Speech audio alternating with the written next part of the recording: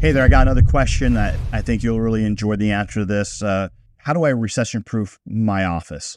And, there's a lot of fear out there right now on this recession. And in fact, I've been through a few. I've been in practice for over 25 years. And I remember back in 2008 when we had a major market crash. We had finance companies that made it very difficult to get money for patients and whatnot. Back then, though, one of the things that was different. So here's the main difference between a few times in the past versus now is that insurance companies actually paid us to deliver services. And so it was difficult, but it wasn't as difficult as what I think is coming up. You go back 15 years, the reimbursements were higher than they are right now. Imagine that. Even with inflation, we're making less. So it's getting to be a struggle. In fact, statistically, 18.3% of the U.S. GDP is healthcare. In 2021, there was 4.3 trillion spent on healthcare, which is 12,900 per person. 80% of Americans experience back pain at least once per year, yet chiropractic is still treating 10 to 14% of the population. So what's this tell us? This tells us that the general population doesn't really trust us, number one. Two, it tells us that we got to do a much better job in educating our patients in why our services should be valued more than what they are. Okay. So now to prepare for this recession, I can emphatically tell you that you've got to get really good at educating patients and so that they see the value and they'll spend the money for the services that you're delivering.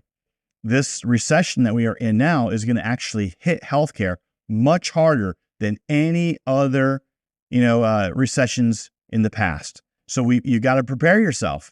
And so how do you prepare yourself? And that's getting really good at showing the value of your services and getting the patient to actually exchange with you directly. And that means collecting cash. And I know that can be hard for some of you, a hard pill to swallow. But the fact of the matter is the offices out there that are cash practices are thriving in this market right now. People will pay for the services they value. So, how do you actually increase the value of your services? And that has to come through education. You've got to educate your patient on why they need your services based on what they have going on.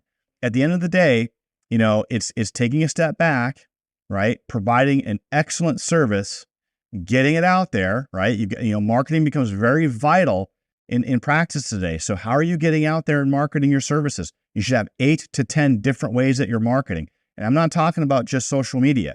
I understand Facebook ads and SEO and Google AdWords. Those are all great. But you know what works really, really well is getting out there in front of people. It's that guerrilla style of marketing. The stuff still works. How many of you have done a screening? How many of you have done a lunch and learn? How many of you have done a massage pamper vet? How many of you have done a health fair? Getting out and meeting the people in your environment is, in my opinion, one of the best ways to build your practice. In fact, I did it back in 2008 when this recession was occurring. I was beating the streets.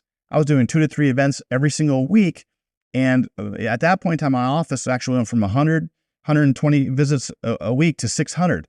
You can build your office right now. It's just maybe you got to think outside the box a little bit.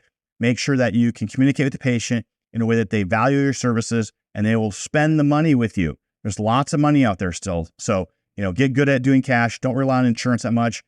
If you're relying strictly just on insurance, that's when I'd be worried. I'd be worried, are my doors going to be open tomorrow if I continually do what I've been doing up to this point in time? So I hope that helps, and we'll talk to you soon.